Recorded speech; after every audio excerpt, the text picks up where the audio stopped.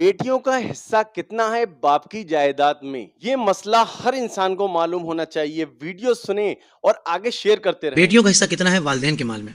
अल्लाह ताला ने कुरान मजीद में बेटियों के हिस्से के हवाले से वाज़ेह आयात जिक्र फरमाई। अल्लाह ताला ने इरशाद फरमाया व इन कानत वाहिदतन फलहन निस्फ, अगर एक ही बेटी हो और कोई बेटा ना हो तो कुल जायदाद का 50% इस एक बेटी को देना है। फलहन निस्फ। अल्लाह अकबर।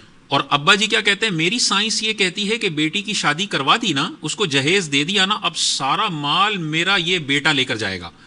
ये अल्लाह तबारक व तआला की आयत को चैलेंज करने वाली हरकत है जो अब्बा जी अपनी जिंदगी में कर रहे हैं। जब मरेंगे तो पता चलेगा कि ये वाज़ेह सूरह निसा की आयतों की उन्होंने मुखालिफत करके चले गए, इतनी वाज़ेह आयत। तो अगर एक ही बेटी है, अल्लाह ताला ने इरशाद फरमाया अगर बेटा नहीं है और एक ही बेटी है तो आधी जायदाद अब्बा जी की इस बेटी को जाएगी। अगर एक से ज्यादा बेटियां हैं और मैयत का कोई बेटा नहीं है तो अल्लाह ताला ने इरशाद फरमाया फलहुन्ना सुलुसा मा तरक, अब्बा जी जो छोड़कर जा रहे हैं उसका 2/3 इन बेटियों को जाएगा। 66.66% इन बेटियों को जाएगा जो आपस में वो बराबर बराबर बांट लेंगी। सही।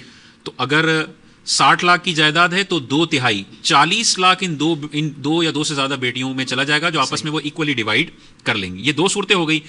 तीसरी ये है कि बेटियां तो हैं लेकिन उनके साथ बेटा भी है। ठीक है। हमने पहले पढ़ लिया कि बेटा बनता है असबा, जविल फुरूस को देने के बाद बाकी सब बेटा ले जाता है। इस बेटे की बरकत से बेटी भी असबा बन जाएगी। वाह वाह वाह। अब उसको निस्फ या 2/3 नहीं मिलेगा, जो बचा है वो बेटी को भी मिलेगा, वो बेटे को भी मिलेगा। और उसका फॉर्मूला भी अल्लाह ताला ने कुरान मजीद में जिक्र फरमा दिया। वो क्या है? अल्लाह ताला ने इरशाद फरमाया जब बेटा बेटी दोनों हो तो बेटों का हिस्सा बेटियों के मुकाबले में डबल है। सही। यानी आपने सारी जायदाद जविल फरूज में डिस्ट्रीब्यूट करने के बाद जो भी बचेगा उसको इस तरह से डिवाइड करना है कि बेटियों को आधा मिले और बेटों को सिंगल हिस्सा मिले। सही।